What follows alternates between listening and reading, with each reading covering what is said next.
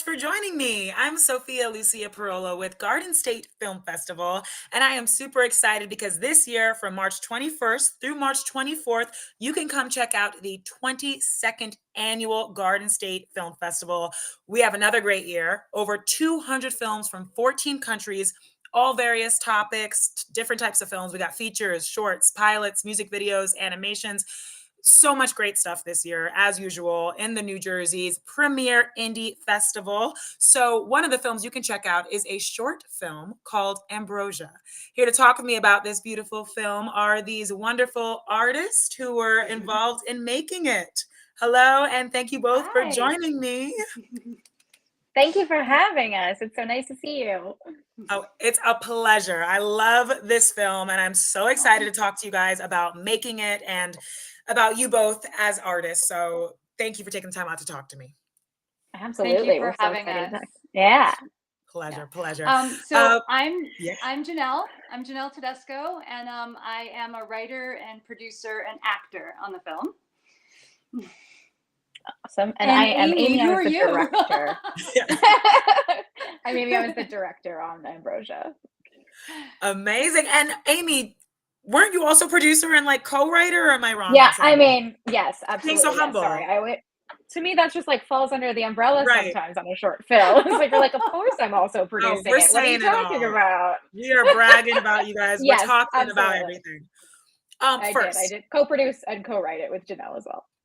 love it. And first, before I get into all my questions, what is Ambrosia? Can you tell us a little bit about the film? Janelle, take Sure. it. You want to know about the film or the food? Yeah. The film, not the food. We'll start with the film. So Ambrosia is about two sisters, Joanne, who I play, and Bobby. And it takes place shortly after their mother's funeral. Bobby is coming from her home in New York City back to the small Midwestern town where they were raised, and Joanne still lives down the street. Joanne is upset because Bobby brought her girlfriend, her Black girlfriend, to their mother's funeral, and she believes that her mother would have been very offended by this. But we find out throughout the course of the film that is not the case, that those feelings are all her own. Mm-hmm. Lovely synopsis. Like I said, I really love the film. I think it doesn't matter why I loved it. It's a great film. And my first question for you is, what was the inspiration for writing it? And I know that Amy, you also co-wrote it. So what was the inspiration for writing it, and then what was the writing process like working together, making the script? So I did the first draft, and the inspiration really came from the pandemic. Everything that we were seeing, I remember seeing interviews of people in the Midwest, and just really, really seeing on such a deep level how divided we are. And I think that what I really held on to was the fact that there are people who are very outwardly homophobic and racist, and we see them and they're very aggressive with it, they're ugly with it. But what there is so much more of in the country is people who have all those same feelings, but they don't know they do. They don't think they do. They don't address it. And it's worse because it's toxic and it spreads and it eats them, and they just have these thoughts and these feelings that this isn't right and everybody should be straight and white and Catholic and blah, or whatever, whatever box they want to check off. And I guess that's just kind of where it came from wanting to, pick at that scab a little. Wow. And then I got very lucky when I was telling Amy about what I wrote, and she was excited about it. She liked it, and she wanted to direct it and help me make it better and more authentic. So we worked on the script quite a bit together. We had meetings and we talked about stuff, and it changed and progressed a lot. So I'll give you the baton now. Yeah. I think what did draw me so much to the story originally is similar to what Janelle's talking about, but this sort of ability for a middle of the road thinking that allows us to be like, oh, that trait will die off with that generation, so I can just kind of sit back and be quiet about it and not like call out my elders, or not have a conversation with my elders about these things. in a way that I think we're really incorrect in thinking it's dying off with certain generations. And that actually, like, what was so interesting to me about the character that Janelle plays is that she has to come to terms with the fact that this thing that she's saying, oh, I don't believe that, but I know that mom would. I don't necessarily think that. I don't like, I'm apolitical. I don't really get into it, but I'm representing what our mother would have loved. And we find out that actually, like, no, this mother was utterly capable. And, I love these stories of like 90-year-old grandmas who they're like, oh, you have new pronouns? Great, no problem. Meanwhile, the, mom and dad are wildly struggling with it. Like, so I was really interested in sort of that generational piece of we really have to own our own bias and our own issues and our own stuff and not, outwardly sort of put it on other people. The co-writing process for us was really fun. I think co-writing for me generally is like, let's start really broad and let's look at like, where does this go and who are these characters? And we're not really nitty grittying things before. And then by the time, you really get into like, let's look at this line and let's look at what we need the impact of this line to be. And that work was happening, throughout shooting. Wow. So it sounds like this wasn't your first time co-writing, Amy. Have you guys ever worked together before, writing something? Not in this capacity, no, but I have worked with writers and actually, my feature was a similar. I directed a feature that was a similar co-writing process with the lead. So yeah, it's an interesting dynamic for sure. And speaking of these characters that unfortunately still exist in the world, Yeah. no offense, we see you play one of them in this film, playing Joanne. Did you write this for you, and have you ever played a character like this before? That's actually a really interesting question, because when I wrote it, I did not write it for me to play that character. I wrote it for two sisters where I could have played either one.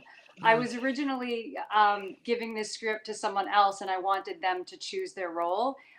It was like a competition type of thing, and it didn't work out. Like, I didn't get it. It didn't make it to that point. But now I was like, oh, I have these two characters that I can choose from. And even though I am straight, I am way more like Bobby than I am like Joanne. So I was like, this is going to be way more of a challenge to play this character that I find really icky.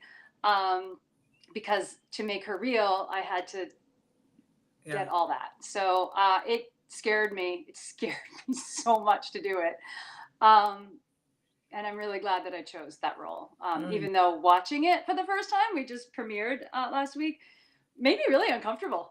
Yeah, that's a question. Yeah, you're terrible. I mean, I was there shaking my head at the things you were saying, so I can't imagine shaking your head at yourself.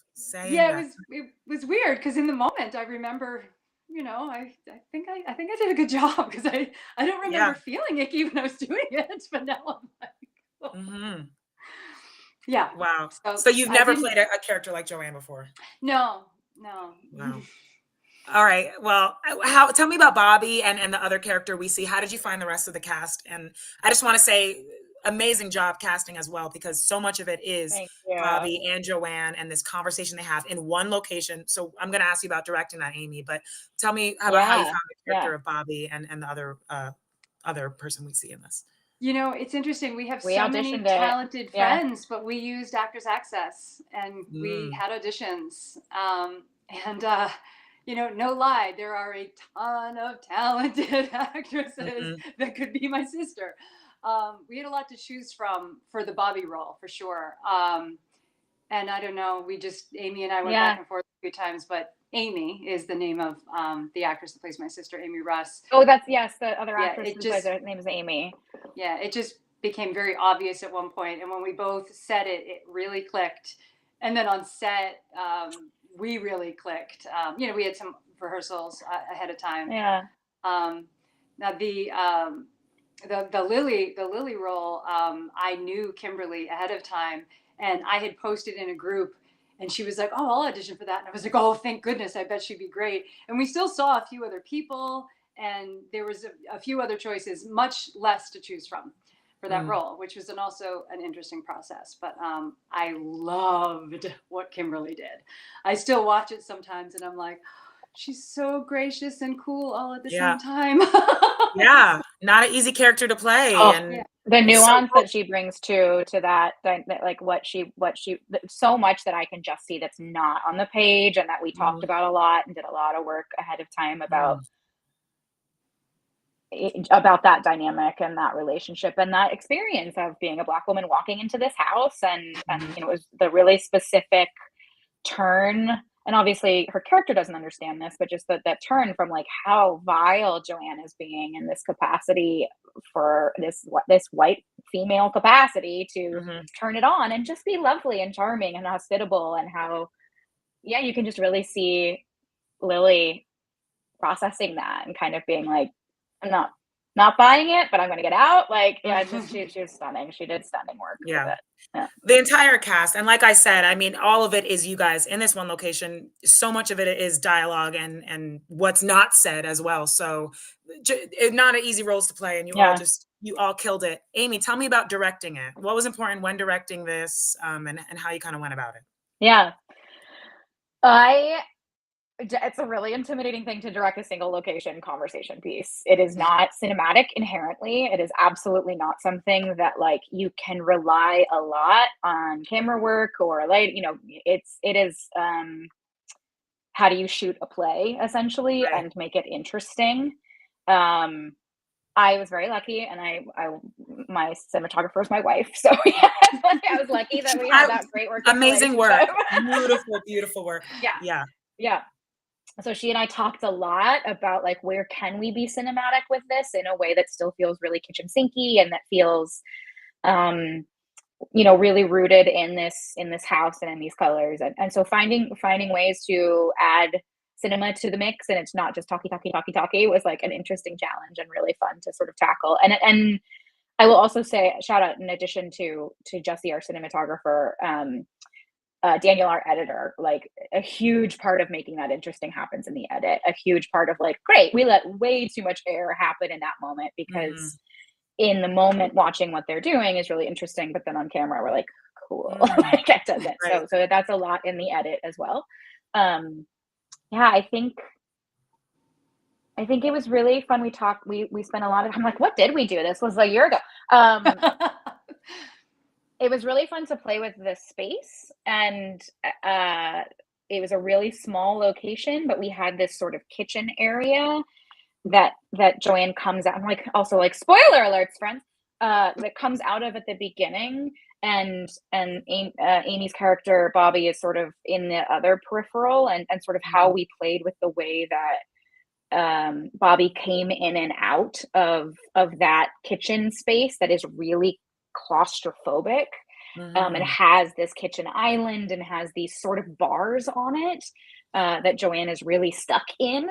And that Bobby comes in and out of that space and ultimately leaves the space and never comes back to it. And so it Mm. was kind of fun to find like good metaphor in the space and Wow. really play with that, and how that elevated, like, how can we make this something more than just like, hi, we're standing Yeah. and talking at each other in a couple of different places. Right. That was all And very and you intentional. I love that. And I have to ask you, was it all handheld, this, or am I Mm, wrong in assuming that? Let me not mess this up. Okay, so Jesse is, in addition to being a cinematographer, a Steadicam operator. Ah. So she was playing with a new thing. Maybe people know this. It's called a ZG. And it is essentially a handheld mount that attaches to a Steadicam rig. So it is a Wow. little bit steadier than a traditional easy rig, in that it doesn't have as much movement on it, but you're not getting straight Steadicam, which is just really too clean. So it was all on the ZG, which was really cool because it did kind of give us this really unique Yeah. version of handheld. It was Yeah. beautiful, and it added to everything. It was another element of the film. It was like another actor in the film. Yeah. It was She'll gorgeous I be work. love And it. thrilled you noticed it. Yeah, I love oh, I that. love that. I love this stuff. Yeah, I love that you noticed it. Yeah. And it's So many cool. more It's like questions. it is right. Yeah, I feel like so often Yeah. between, you know, handheld or steady or sticks or whatever my options are, I'm kind of like, is there something in between? And like, yes, it's the And there ZG. is, you guys found that. Yeah, Amazing. And I yeah. know that you have to like do some intense training just to be a steady cam operator too. So like Yes, that is a very niche thing. freaking She's go, very Jesse. talented. Amazing. I know we're running out of time, but I really want to ask both of you, Janelle, first you as an actor. I mean, like we mentioned, so much of this is a conversation and it's so organic and you guys, the cast just worked so well together. What's important when, I mean, when acting with something that's heavy on dialogue, what was important as an Yeah. actor to do? Well, I mean, our backstory, of course, you know, like we really spent a lot of time figuring out what we meant to each other, coming up with our own things individually. But what I kind of enjoyed on set occasionally when, you know, if Amy and Jesse were working on something with the camera and Amy and I were, the other Amy and I were getting ready to do a scene, I remember every now and then we would be like, do you remember that time when we were kids? And we would just kind of say something that would spark something in us, and we'd make a memory. Like that didn't happen in real life, but we'd make it, and then all of a sudden we'd picture it, and we like added to our relationship again right in between filming. And that was one of my favorite things that happened, because we had to build a lifetime together and a lifetime of ignoring each other as well. And that was really fun to do. And I really felt like we had a familial family-like relationship Yeah. by the end of it. It absolutely showed. And Amy, I mean, similar question. I know you already mentioned it, using the space and the camera was also a huge element, but is there something really important when directing a piece that's heavily on the actors and dialogue? I think in anything, but yes, more so when there's dialogue, is really rooting your characters and like, what are the given circumstances? What is the space you're actually in? Objectives, tactics, obstacles, because that's what can make lacking those things can really make it just feel one note. So if you're not really tearing apart, like, what is the objective? What is the tactic that you're employing here to get what you need in this space, or react or respond to this space or this other character? And when that doesn't work, how do you need to change a tactic? Or when this changes in the room, what does that mean? So like really rooting in that stuff so that it all feels kind of like at any moment something else could happen, which is always the goal. Hopefully we got there with this very dialogue heavy piece.